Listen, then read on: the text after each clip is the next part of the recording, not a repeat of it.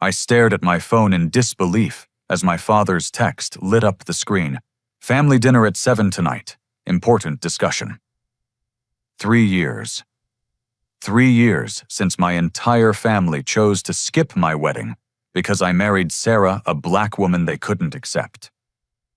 Now my hotel chain just made national headlines for reaching $150 million in value, and suddenly Dad wants to talk. I looked at my wedding ring, remembering that empty church where only Sarah's family sat. Tonight, I would walk into their house with something they never expected. The morning of my wedding started with a phone call that shattered my world. I was adjusting my tie in the hotel mirror, nervous excitement bubbling in my chest when my phone rang. My father's voice came through cold and distant. "Larry, I'm afraid your mother and I won't be able to make it today. Patricia came down with something terrible overnight. Food poisoning, we think." My hands froze on the silk fabric. "Dad, it's my wedding day. Can't you just take some medicine and come anyway? Son, she's been vomiting all night. We can't risk getting everyone sick." The line went dead. I stood there in my black tuxedo staring at my reflection, trying to process what had just happened. 20 minutes later, my phone buzzed again. This time it was my sister, Amanda. "Larry, I am so sorry, but I can't make it. My car broke down on the highway and the tow truck says it'll be hours. There's no way I can get there in time." "Amanda, rent a car, take a cab. This is my wedding.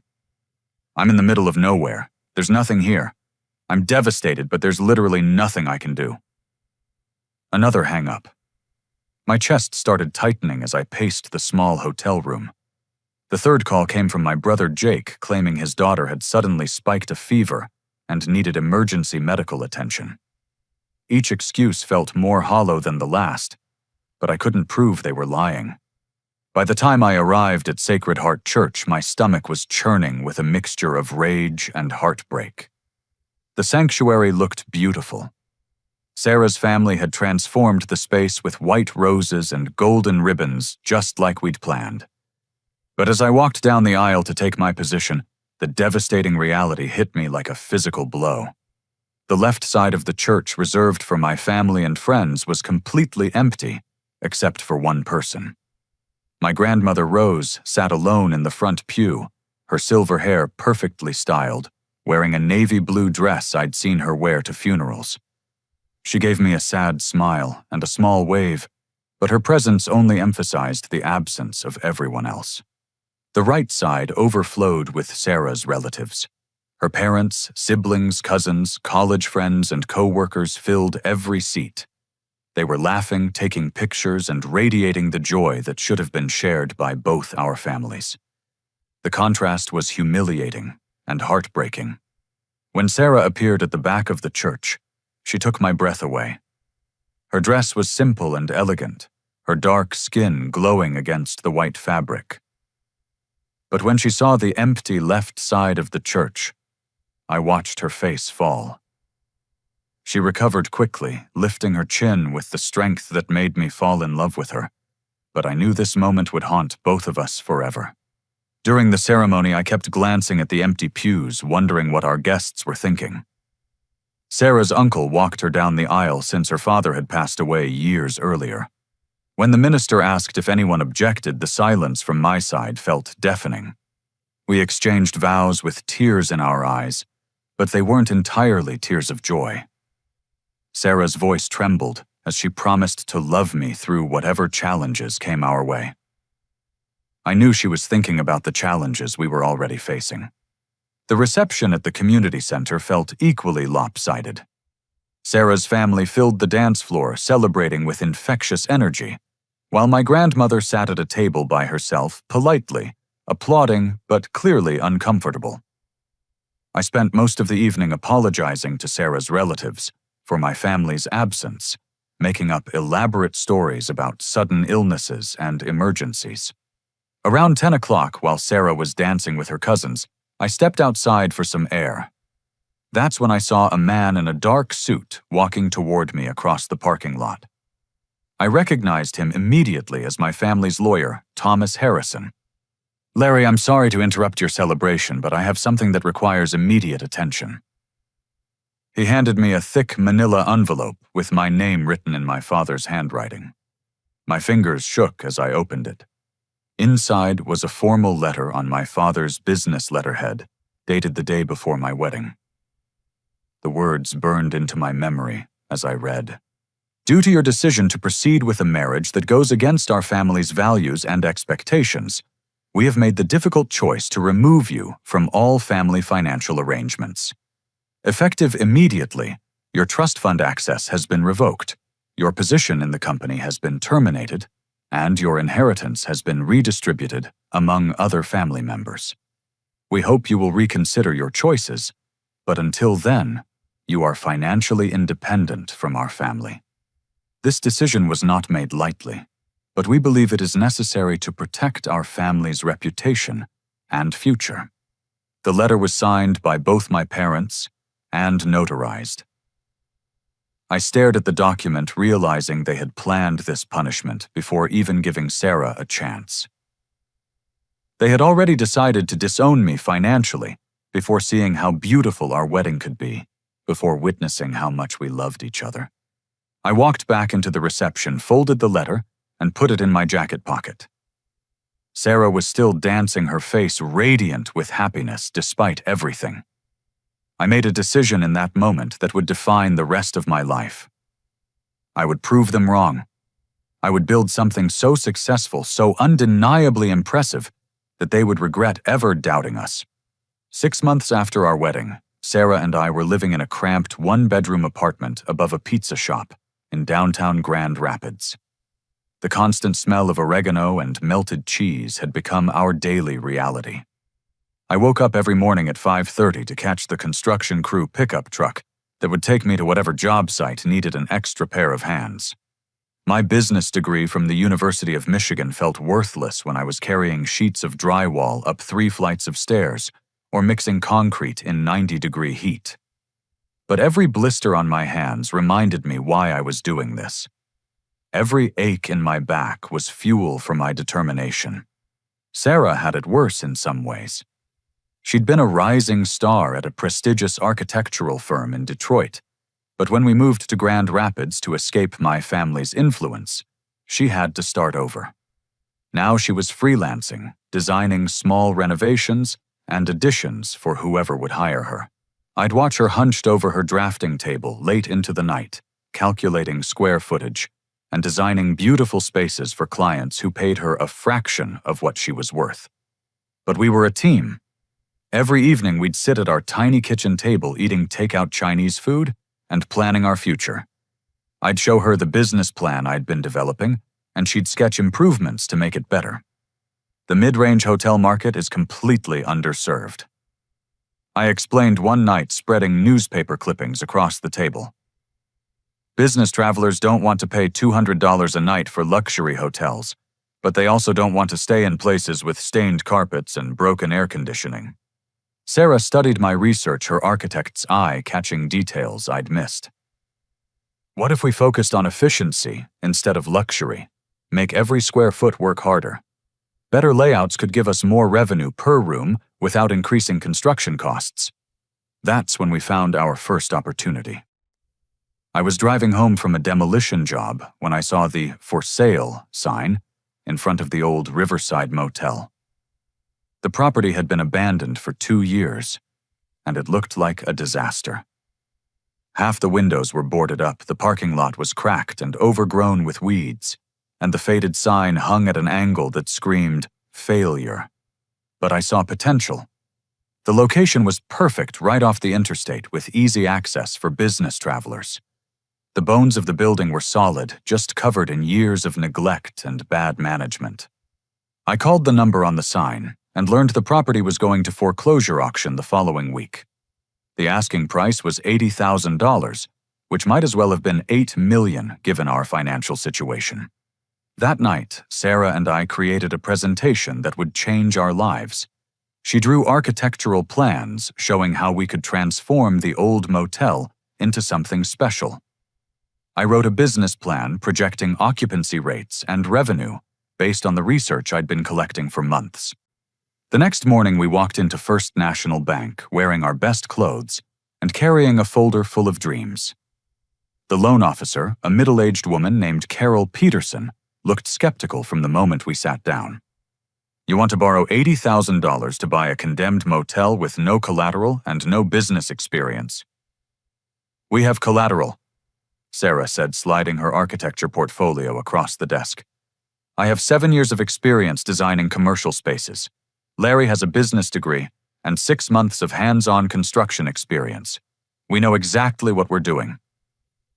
Carol flipped through Sarah's designs, and I watched her expression change. Sarah had a gift for making spaces feel both functional and beautiful. Her plans showed how we could increase the room count from 24 to 32, while making each room feel larger and more comfortable. "These designs are impressive," Carol admitted, "but you're asking us to bet on a very risky venture." I leaned forward. "The risk is minimal because we're not trying to compete with luxury hotels. We're targeting the gap in the market that everyone else is ignoring. Business travelers who want clean, efficient, affordable accommodations with modern amenities." 3 hours later, we walked out of the bank with a loan approval and a handshake. 2 weeks after that, we were the proud owners of the most run-down motel in Grand Rapids. The renovation was brutal. I worked construction during the day and came home to work on our own project until midnight. Sarah designed every detail from the room, layouts, to the color schemes, to the landscaping. We did most of the work ourselves, learning plumbing and electrical work through YouTube, videos, and trial and error. 4 months later, we reopened as Heritage Suites. The name was Sarah's idea, suggesting both tradition and sophistication. Our first guest was a pharmaceutical sales representative who booked online because of our competitive rates and professional photos.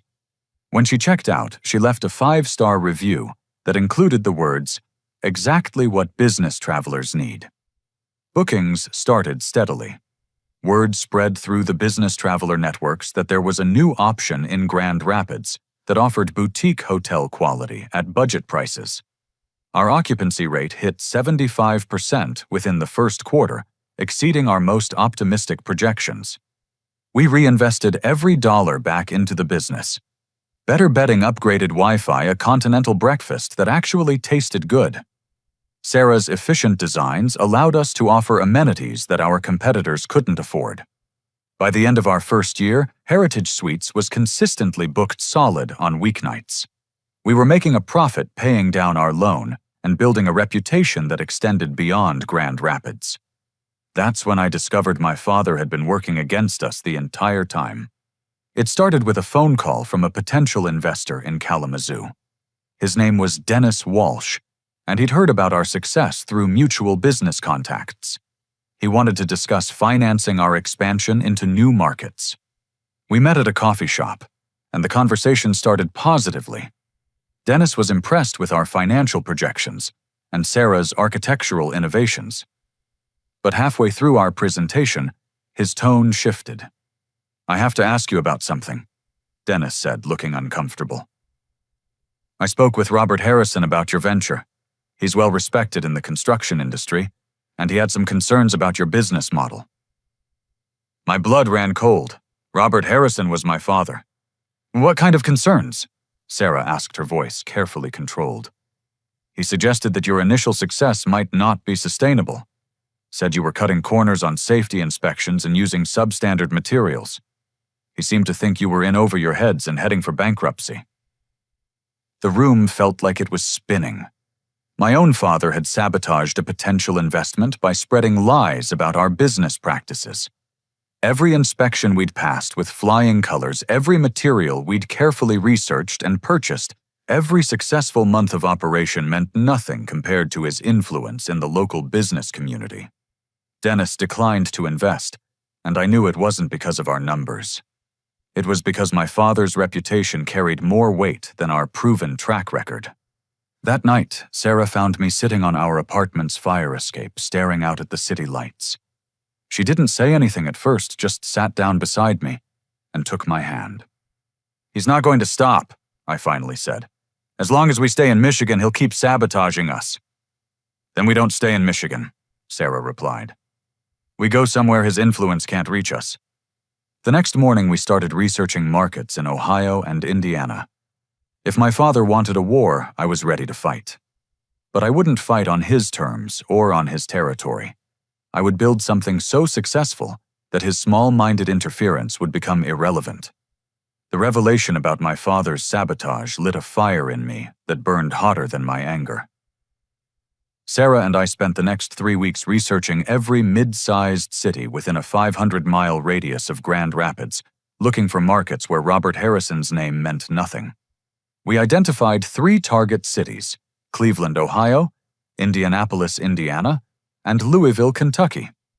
Each had strong business districts, regular corporate travel, and hotel markets dominated by either expensive chains or rundown independents. Perfect opportunities for heritage suites. Sarah spread maps across our kitchen table, marking potential locations with red pins. Her architect's eye could spot promising properties from satellite images alone. She'd circle areas near business districts, airports, and interstate exchanges, then cross-reference them with local zoning laws and development plans. Cleveland looks perfect, she said, pointing to a cluster of pins near the downtown area. The city's investing heavily in revitalizing the business district, but the hotel options haven't caught up with the demand. I was learning to trust Sarah's instincts completely. Her spatial intelligence and attention to detail had made our Grand Rapids location successful. When she said a location had potential, I listened. We took a road trip to Cleveland on a cold February weekend, driving through neighborhoods and talking to local business owners. At a diner near the airport, we struck up a conversation with a waitress named Betty, who'd worked there for 15 years. Business travelers complain about hotels constantly, Betty told us while refilling our coffee. Either they're paying through the nose for fancy places downtown, or they're staying in dumps that smell like cigarettes and have broken everything. That afternoon, we found our property. It was a former Holiday Inn that had been abandoned for 3 years after a fire damaged the east wing. The bones were solid, and the location was ideal, 10 minutes from downtown Cleveland easy highway access, and surrounded by corporate office parks that were thriving despite the economic uncertainty. The asking price was $120,000 more than we could afford. But Sarah had an idea. What if we find investors who aren't from Michigan, people who've never heard of your father and only care about the numbers? We drove back to Grand Rapids with a plan. Over the next month, we created a presentation that focused entirely on data. Our Grand Rapids location's financial performance market research for Cleveland and detailed architectural plans for the renovation. Our first investor meeting was with a group in Chicago who specialized in small hospitality ventures. The lead investor was a woman named Diana Chen, who'd built a portfolio of successful restaurant and hotel investments across the Midwest. Your Grand Rapids numbers are impressive, Diana said, studying our quarterly reports. 78% occupancy in your first year is remarkable for an independent property. What makes you think you can replicate this success in Cleveland? Sarah presented her market analysis with the confidence of someone who'd done her homework. She'd identified 17 major corporations within a 20-minute drive of our target property, all of which regularly hosted visiting clients and vendors. The nearest comparable hotel was either too expensive or too run down to meet professional standards. The numbers suggest Cleveland has even better potential than Grand Rapids, Sarah explained. Higher corporate density, more business travel, and less competition in our price range. 3 weeks later, Diana's group agreed to finance 50% of the Cleveland project in exchange for a minority ownership stake. For the first time since our wedding day, I felt like we were building something that my father couldn't destroy. The Cleveland renovation took 6 months. We'd learned from our Grand Rapids experience bringing in professional contractors for the complex work while still doing finishing details ourselves. Sarah's designs for the Cleveland location were even more innovative, incorporating natural light and efficient storage solutions, that made the rooms feel spacious despite being compact. We also developed our brand identity during this period. Heritage Suites wasn't just about affordable luxury. It was about understanding what business travelers actually needed. Reliable Wi-Fi, comfortable workspaces in every room, 24-hour business centers, and breakfast options for people leaving at 6 in the morning. The Cleveland opening exceeded our wildest expectations. We were 70% booked for our first month based entirely on online reservations and corporate advance bookings. Local business publications wrote articles about the new standard for business travel accommodations. 6 months later, we opened our third location in Indianapolis using a similar investor model. By the end of our second year in business, Heritage Suites had 3 properties generating a combined annual revenue of $2.3 million. Sarah and I moved out of the apartment above the pizza shop and into a small house with an actual office where she could work on architectural projects. For the first time since our wedding, we felt financially secure. But success brought unexpected challenges, including a betrayal that cut deeper than anything my parents had done. I was reviewing the quarterly reports for all 3 properties when I noticed something strange. Our Cleveland location was consistently losing potential bookings to a new competitor called American Business Suites. Their pricing was almost identical to ours, but they were somehow securing corporate contracts that we should have won. I decided to investigate. Posing as a business traveler, I booked a room at one of their properties. What I found shocked me. Their room layouts were nearly identical to Sarah's designs, down to the placement of electrical outlets and the configuration of the work areas. Either this was an incredible coincidence, or someone had given them access to our architectural plans. The truth was worse than I'd imagined. When I researched American Business Suites' ownership structure, I discovered that one of their primary investors was Rose Harrison. My grandmother, the only family member who'd attended our wedding, had secretly funded our direct competitor. I confronted her the following weekend, driving to her house in Grosse Pointe for the first time since my wedding day. She was waiting for me on her front porch, as if she'd been expecting this conversation. "Larry, sit down. We need to talk." "Grandma Rose, I know what you did. I know about American Business Suites." She sighed and adjusted her reading glasses. "I suppose you found out eventually. You always were smarter than your father gave you credit for. Why, you were the only one who supported me when I got married. You were the only one who came to the wedding." Rose looked at me with the same expression I'd seen at family dinners for 20 years. Patient, condescending, and ultimately dismissive. "I attended your wedding because appearances matter, Larry. But that doesn't mean I approved of your choices. That woman has been nothing but trouble for our family." The casual racism in her voice hit me like a slap. All this time, I'd believed that at least one person in my family had accepted Sarah and supported our marriage. The reality was that Rose had been playing a longer game, positioning herself to profit from our business model while undermining our success. "American Business Suites has been using our expansion plans because I told them where you were looking," Rose continued. "They've been underbidding you on properties because I kept them informed about your financial capabilities. I've been protecting our family's interests." I stood up to leave, but Rose grabbed my arm. "Before you storm off in righteous anger, consider this: your little hotel business is about to face some serious challenges. Jake's been making some poor decisions that could affect the whole family. You might want to think about rejoining us before it's too late." I pulled my arm away and walked back to my car without another word. The betrayal stung more than my parents' absence from our wedding, because I'd actually believed Rose cared about our happiness. But driving home, I realized something important. Rose's sabotage had actually made us stronger. By forcing us to compete against better-funded competitors, she'd pushed us to become more innovative, more efficient, and more focused on customer satisfaction. We weren't just surviving, we were thriving despite her interference. That night, Sarah and I made a decision that would change everything. Instead of trying to outcompete our copycat rivals, we would completely reinvent what Heritage Suites could be. We would stop playing their game and start playing our own. The morning after my confrontation with Rose, I woke up feeling something I hadn't experienced in months' clarity. Sarah was already at her drafting table sketching ideas for what she called Heritage Suites 2.0. "If they want to copy our old designs," she said without looking up, "let them. We'll create something they can't replicate." Over the next 6 weeks, Sarah developed the most revolutionary hotel concept I'd ever seen. Instead of renovating existing buildings, we would construct modular hotels from prefabricated components.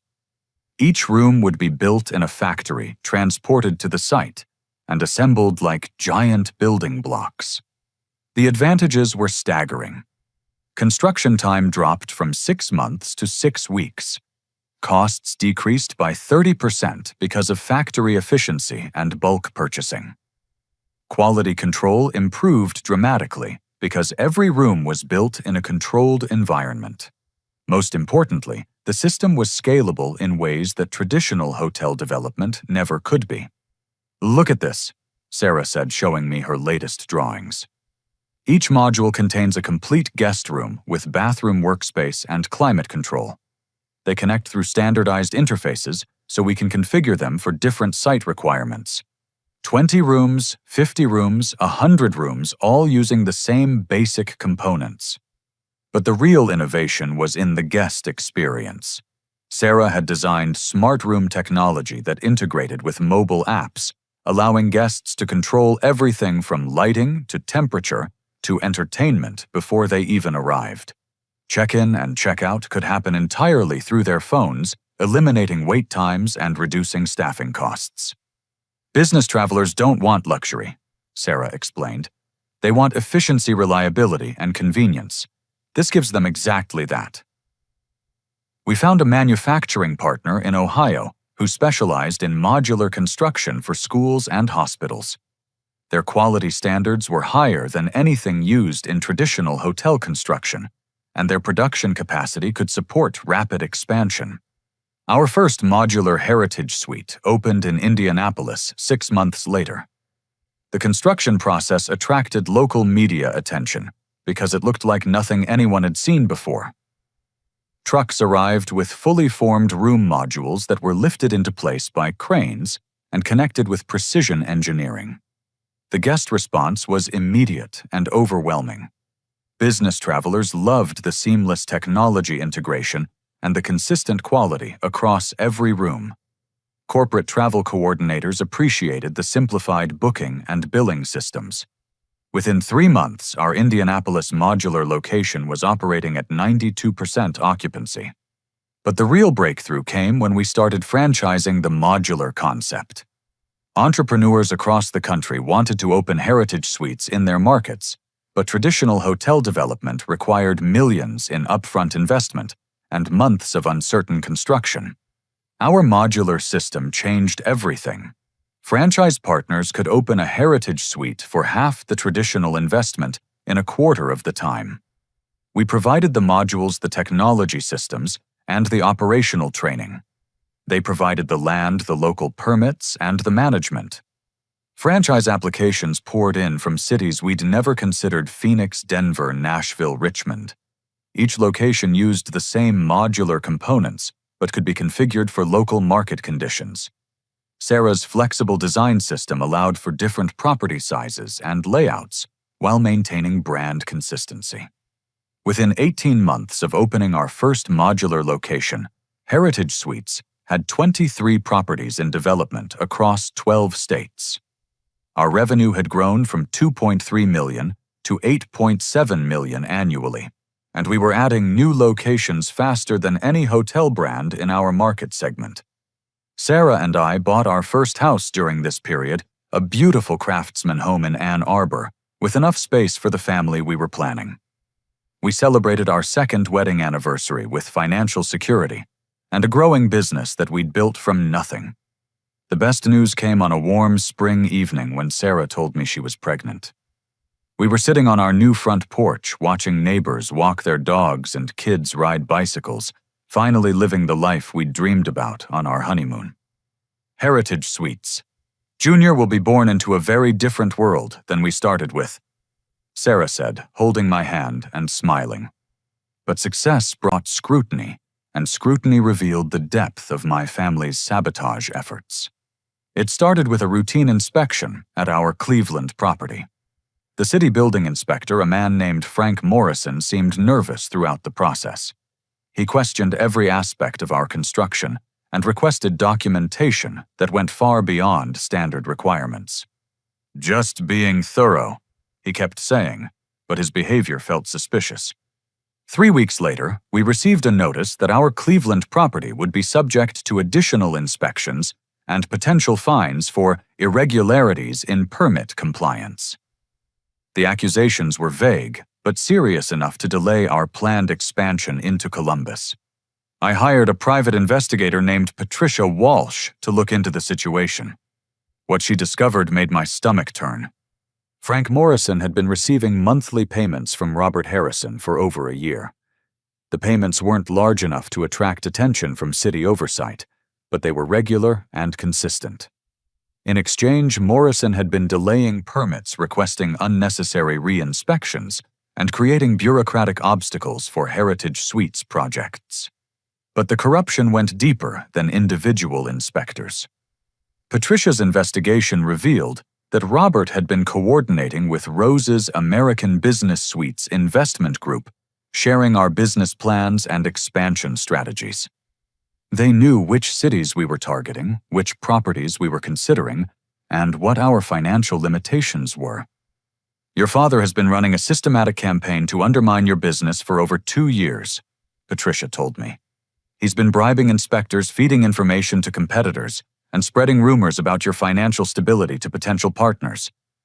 The evidence was overwhelming: bank records, recorded phone conversations, and email exchanges between Robert and various business contacts. My family hadn't just rejected me personally, they had actively worked to destroy the life Sarah and I were building together. The corruption scandal actually helped our business in unexpected ways. When the story broke in local media, Heritage Suites was portrayed as the victim of unfair business practices. Our brand became associated with integrity and perseverance rather than just affordable luxury. More importantly, the legal resolution cleared all the delayed permits simultaneously, allowing us to accelerate our expansion timeline. Projects that had been stalled for months suddenly moved forward with official approval. But the personal cost was devastating. Learning that my entire family, including Rose, had conspired against our success destroyed any remaining hope for reconciliation. These weren't just people who disapproved of my marriage. They were actively sabotaging my livelihood and threatening my ability to provide for Sarah and our coming child. The night after Patricia showed me the evidence, I sat in our nursery, assembling a crib for the baby, who would be born in 4 months. Sarah found me there at 2 a.m. staring at the instruction manual without really seeing it. "They're not going to change," I said. "Even if we become successful beyond their wildest imagination, they'll never accept us." Sarah sat down beside me on the floor. "Then we stop trying to earn their acceptance. We focus on building something so successful that their opinion becomes irrelevant." She was right. The corruption scandal had taught us that we couldn't build our future while looking backward. Heritage Suites would succeed not because my family supported us, but in spite of their interference. Over the next 6 months, we implemented the most aggressive expansion strategy in our company's history. New franchise locations opened monthly. Our modular construction system proved so efficient that we consistently delivered projects ahead of schedule and under budget. By the time our daughter Emma was born, Heritage Suites operated 38 properties across 15 states, with an annual revenue approaching $25 million. Emma's birth announcement included a photo of her tiny hand holding a Heritage Suites room key, symbolizing the legacy we were building for her future. But we had no idea how dramatically our success was about to accelerate, or how my family's financial desperation would finally force a reckoning that none of us could avoid. Emma's first months were a whirlwind of sleepless nights and business expansion. Sarah had taken 3 months off from active design work, but she couldn't resist reviewing franchise applications and suggesting improvements to our modular designs from her rocking chair during late-night feedings. Phoenix wants to add 50 rooms to their initial configuration, she told me one morning, bouncing Emma on her lap while studying architectural plans. The tourist season overlap with business travel could make them our highest-grossing location. I was learning to balance fatherhood with running a rapidly growing company. Most mornings, I'd feed Emma while reviewing revenue reports from our 38 locations. The numbers were consistently exceeding projections, but the real breakthrough was still ahead of us. The turning point came when Patricia Walsh, my private investigator, called with urgent news about my brother Jake's situation. "You need to see this," she said, arriving at our house with a manila envelope thick enough to be a novel. "Your family's financial problems are worse than anyone realizes." Inside were bank statements, credit reports, and gambling records that painted a devastating picture. Jake had accumulated over $300,000 in gambling debts over the past 2 years. He'd been borrowing against Robert's construction company to cover his losses, but the gambling had spiraled completely out of control. More shocking was the evidence that Jake owed money to people who didn't accept excuses or payment plans. Patricia had photographs of threatening letters and documentation of phone calls from debt collectors who weren't using legal channels. "Your brother's in real danger," Patricia explained. "These creditors have been known to use physical intimidation when people don't pay. They're threatening his wife and kids if he doesn't settle his debts within 60 days. But the most revealing discovery was a series of text messages between Jake and my father discussing their Larry problem. The messages made it clear that Robert's sabotage of my business wasn't just about disapproving of my marriage. They had been hoping to force me to fail financially, so I'd have to come back to the family for help, giving them leverage to control my life. "We need Larry to need us," one message from Robert read. "Once his hotel thing fails, he'll have to choose between his wife and his family's financial support." The strategy had backfired spectacularly. Instead of failing, Heritage Suites was thriving beyond anyone's expectations. Meanwhile, their own financial situation had deteriorated to the point of crisis. That same week, we received news that would change everything. Forbes magazine wanted to feature Heritage Suites in their annual Companies to Watch issue. The journalist Maria Santos had been tracking our growth for 6 months and was impressed by our innovative approach to hospitality. "You've created something unique in the industry," Maria told me during our interview. "Modular construction combined with technology integration at scale. No one else is doing this successfully." The Forbes article led to a cascade of media attention. CNN invited me for a business segment about innovative small companies. Entrepreneur magazine wanted to feature our story as an example of building success from setbacks. Harvard Business School requested case study materials about our modular franchise model. But the real validation came from industry recognition. The American Hotel and Lodging Association invited me to present our modular concept at their national conference in Las Vegas. Standing on that stage explaining our innovation to hotel executives from around the world, I felt like I'd finally proven my worth in terms that even my family couldn't dismiss. The conference presentation led to our biggest breakthrough yet. A private equity firm specializing in hospitality acquisitions approached us about rapid national expansion. Their proposal was simple. They would provide the capital for us to open Heritage Suites locations in 50 major markets within 18 months. "Your modular system makes rapid scaling possible in ways that traditional hotel development never could," explained Marcus Thompson, the lead partner. "We want to help you become a national brand before competitors copy your innovations." After months of negotiations, we agreed to a partnership that valued Heritage Suites at $45 million. The deal provided enough capital to establish locations in every major business travel market in the United States, while maintaining Sarah's and my control over design and operations. Sarah's second pregnancy announcement came just as we were signing the expansion deal. Emma was learning to walk babbling constantly and showing signs of inherited curiosity about how things worked. The idea of giving her a sibling while building a national business empire felt like the perfect completion of our family dream. Heritage Suites will be Emma's legacy. Sarah said, watching our daughter play with blocks that she insisted on stacking in perfect architectural symmetries. By the time she's old enough to understand business, we'll have built something truly special. The rapid expansion exceeded our most optimistic projections.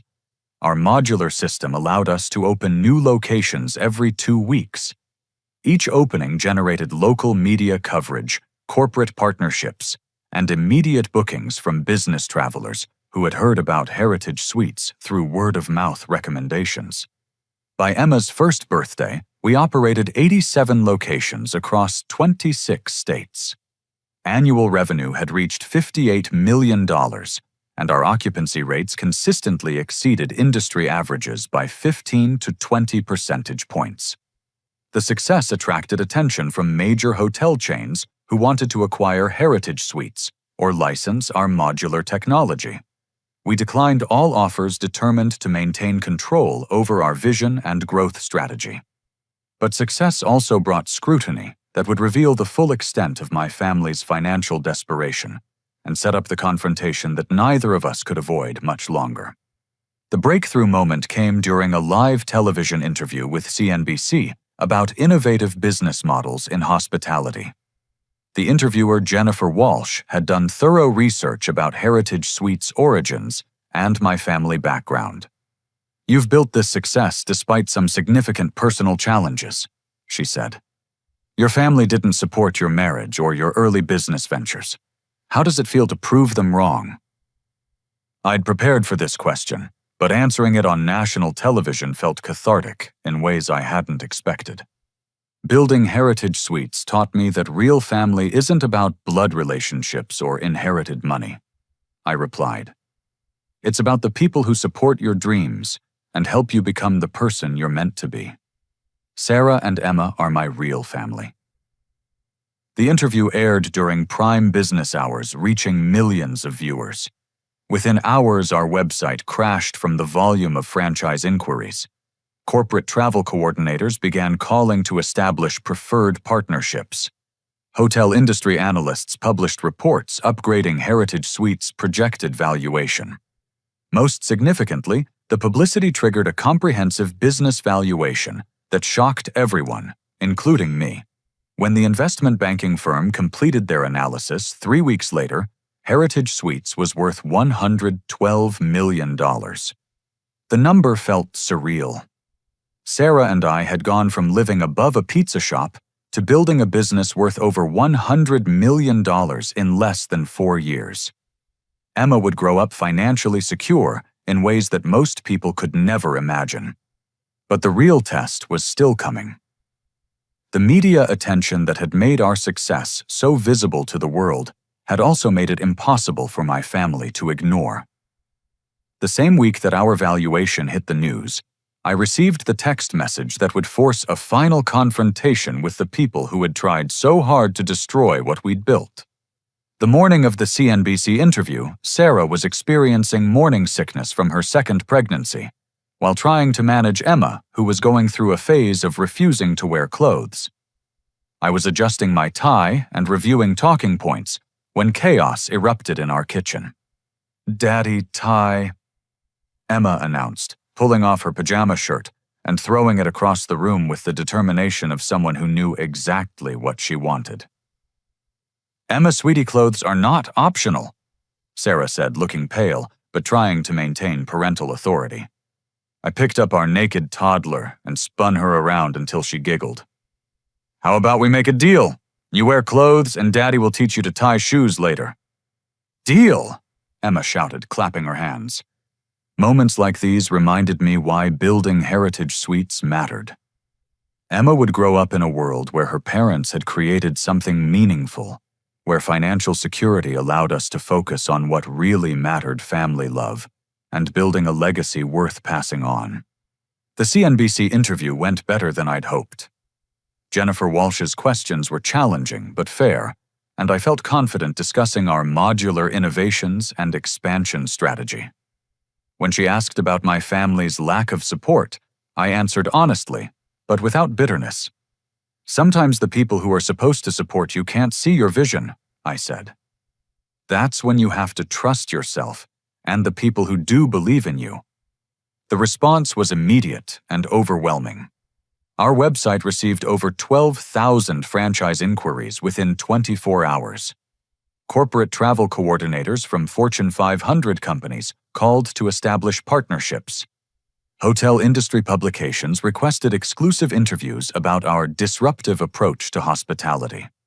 But the real breakthrough came 3 weeks later when Goldman Sachs completed an unsolicited business valuation for their hospitality industry report. Their analysis concluded that Heritage Suites' innovative model and rapid growth trajectory justified a current valuation of $150 million. $150 million. I stared at the number in the official report, trying to process what it meant. Sarah and I had built a business worth more than my father's construction company, Rose's Investments, and my family's combined net worth. The people who had dismissed us as naive dreamers making a terrible mistake had been surpassed by the very thing they'd tried to destroy. The valuation triggered a media frenzy. Forbes moved us to their main cover story. CNN scheduled a prime-time special about millennial entrepreneurs disrupting traditional industries. Harvard Business School invited me to guest lecture about innovative business models. The attention culminated with an invitation to the White House Small Business Summit, where I would represent innovative hospitality companies in a panel discussion about economic growth and job creation. Standing in the East Room shaking hands with senators and cabinet members, I thought about how impossible this moment would have seemed 4 years earlier when my family was cutting me out of their wills. But success brought unexpected pressures. Our rapid growth had attracted attention from major hotel chains who viewed Heritage Suites as either a potential acquisition target or a competitive threat. Marriott sent representatives to discuss partnership opportunities. Hilton executives hinted at licensing deals for our modular technology. We declined all offers determined to maintain control over our vision. Heritage Suites would grow on our terms, according to our values, creating the kind of company culture that reflected Sarah's and my beliefs about treating employees and customers with genuine respect. The morning the Forbes cover story hit newsstands, featuring Sarah, Emma, and me standing in front of our newest location in Denver. My phone buzzed with a text message that made my stomach drop. "Family dinner at 7 tonight. Important discussion." The sender was listed as Dad in my contacts, though I hadn't spoken to Robert Harrison in over 3 years. The timing wasn't coincidental. The same day that Heritage Suites achieved national recognition for reaching $150 million in value, my father suddenly wanted to have an important discussion. I showed the message to Sarah, who was feeding Emma breakfast while reviewing architectural plans for our West Coast expansion. "He's seen the Forbes article," she said without looking up. "The question is whether you want to find out what he wants." I spent the day researching my family's current financial situation, using the same investigative resources that had revealed their sabotage efforts. What I discovered explained everything about the timing of Robert's text message. Harrison Construction was facing bankruptcy within 60 days. Jake's gambling debts had forced them to liquidate most of their equipment and lay off 80% of their workforce. Robert had been borrowing against the company's remaining assets to cover operating expenses, but creditors were no longer willing to extend payment deadlines. Amanda's medical school loans were in default, threatening her ability to complete her residency program.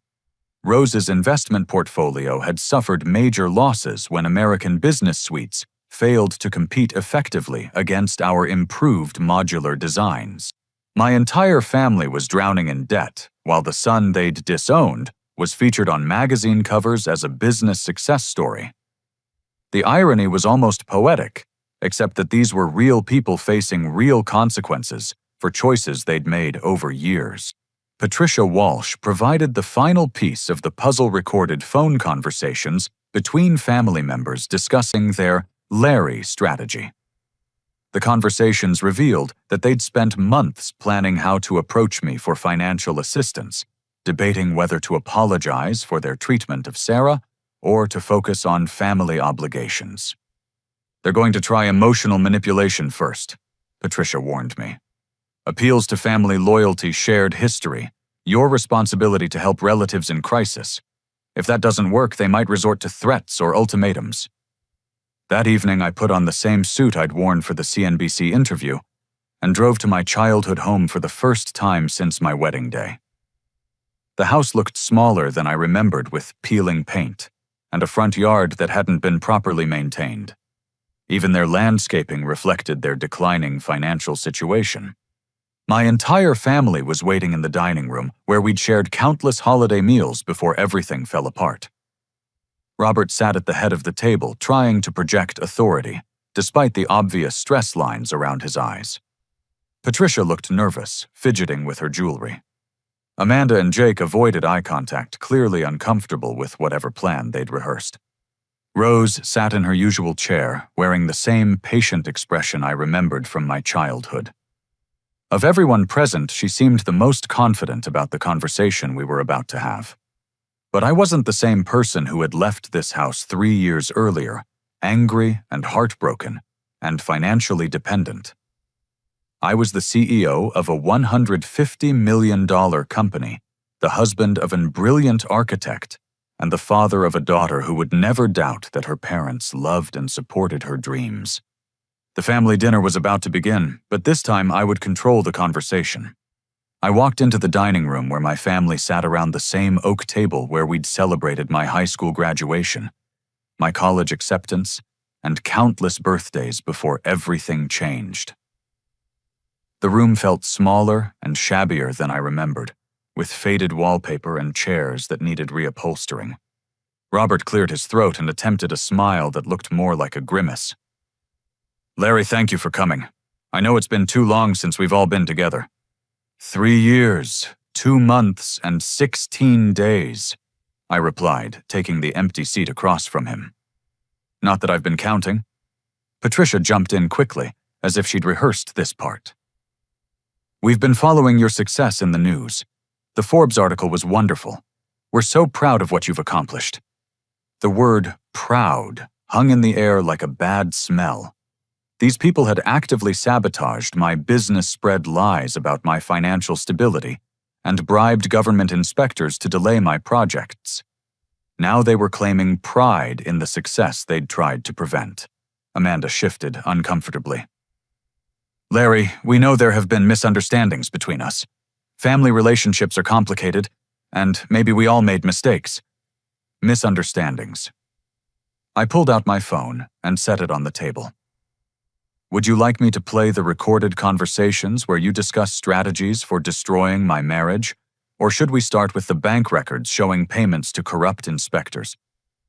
The color drained from Robert's face. Jake actually flinched. Only Rose maintained her composure, watching me with the calculating expression I'd seen her use during business negotiations. "I hired investigators," I continued. "Professional, thorough people who document facts rather than spreading family gossip. I know about Jake's gambling debts, Amanda's defaulted loans, and the impending bankruptcy of Harrison Construction. I know about Rose's failed investment in American Business Suites and the coordinated effort to steal my business plans." Patricia started crying, but they felt like performance tears rather than genuine emotion. "Larry, we're family. Whatever mistakes were made, we should be able to work through them together." "Family," I repeated. "Let me tell you what I've learned about family over the past 3 years." I stood up and walked to the window overlooking the backyard where I'd played as a child. The swing set was still there, rusted and overgrown with weeds. Family means Sarah staying up all night helping me prepare investor presentations when she was exhausted from her own work. Family means our friends from Heritage Suites sending flowers when Emma was born, even though they'd only known us for 2 years. Family means Sarah's parents flying to Michigan to babysit Emma so I could attend business conferences. I turned back to face them. Family does not mean skipping someone's wedding because you disapprove of their spouse's race. Family does not mean bribing government officials to sabotage someone's livelihood. Family does not mean spreading lies about someone's business to prevent their success. Rose finally spoke, her voice steady and cold. You've made your point, Larry. We understand you're angry, but anger doesn't solve the practical problems we're facing. Jake's creditors aren't interested in family drama. They want their money, and they're threatening violence if they don't get it. Here's my practical solution, I said, sitting back down. Heritage Suites will purchase the remaining assets of Harrison Construction for $200,000. That's enough to pay Jake's debts and prevent bankruptcy. Robert and Jake can continue working as employees under new management with salaries based on performance rather than ownership. Robert looked stunned. You want to buy my company? I want to prevent my nephew and niece from having their father murdered by loan sharks. The business acquisition is just the mechanism. I pulled a folder from my briefcase and set it on the table. The purchase contract includes several non-negotiable conditions.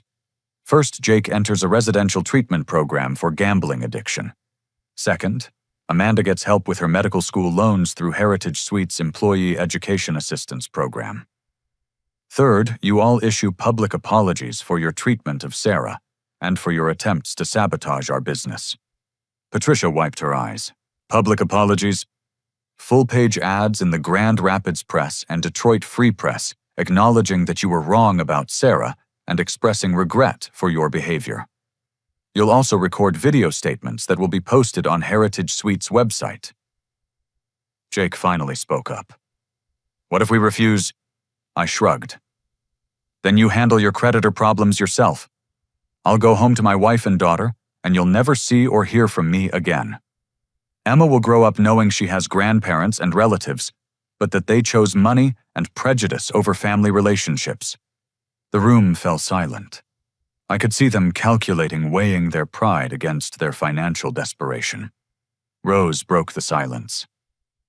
What about ongoing relationships? If we agree to your terms, what kind of contact will you allow with Emma? That depends entirely on your behavior going forward. Emma will know her grandparents, but only if you treat Sarah with the respect she deserves. The first racist comment, the first condescending attitude, the first attempt to undermine our marriage will end all contact permanently. I stood up to leave. You have 48 hours to decide. After that, the offer expires and I focus my attention on people who actually deserve it. Amanda called after me as I reached the door. Larry, wait. I'm sorry. I'm genuinely sorry for everything. I was scared of disappointing Dad, and I let that fear make me cruel. Sarah didn't deserve any of what we did to her. I looked at my sister, seeing genuine remorse for the first time. Apologies are a start, Amanda. But trust has to be earned through actions, not just words.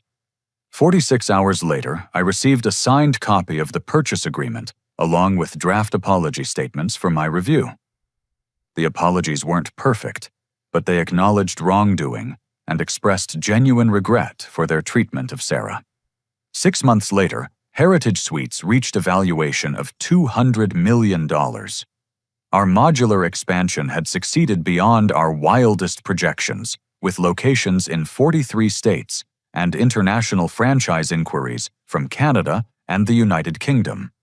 Emma's first birthday party was a revelation. Both families attended, and for the first time, I watched Sarah's parents, and my parents actually have conversations.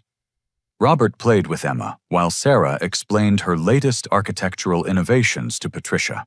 Jake, 6 months into treatment and working as a project manager for our construction division, helped Amanda study for her medical board exams. The transformation wasn't complete or perfect. Old prejudices and family dynamics don't disappear overnight. But everyone was making genuine effort, and Emma was growing up surrounded by people who had learned to choose love over hate.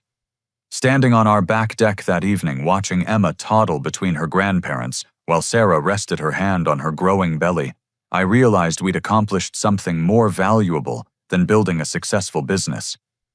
We'd proven that you can choose your values over your circumstances, that you can create the family you need, even when the family you're born into disappoints you. Heritage Suites succeeded because Sarah and I refused to let other people's limitations define our possibilities. Our children would grow up knowing that love, respect, and hard work matter more than inherited wealth or social expectations. The most important lesson was simple, real success means building something that reflects your values and creates value for others. Money recognition and family reconciliation were all consequences of staying true to what we believed was right. Sometimes the people who hurt you most are the ones who teach you the most about who you want to become. My family's rejection forced me to discover my own strength and Sarah's incredible partnership. Their sabotage made our success more meaningful because we'd earned every dollar and every achievement despite their interference. Building Heritage Suites taught me that the best revenge against people who doubt you isn't anger or retaliation. The best revenge is living so well with such integrity and purpose that their negativity becomes irrelevant to your happiness. What would you do if your family tried to sabotage your dreams? Have you ever had to choose between family loyalty and your own values? Share your thoughts in the comments below, and let me know if you've faced similar challenges in building something meaningful despite opposition. Thank you for listening to our story. I hope it reminds you that success built on love and partnership will always be stronger than success built on fear and control. Remember to like this video if it resonated with you, subscribe for more stories about overcoming family challenges and building business success, and share this with anyone who needs encouragement to pursue their dreams despite family doubt. Here's to choosing the family that chooses you and building the life that reflects your values rather than your circumstances.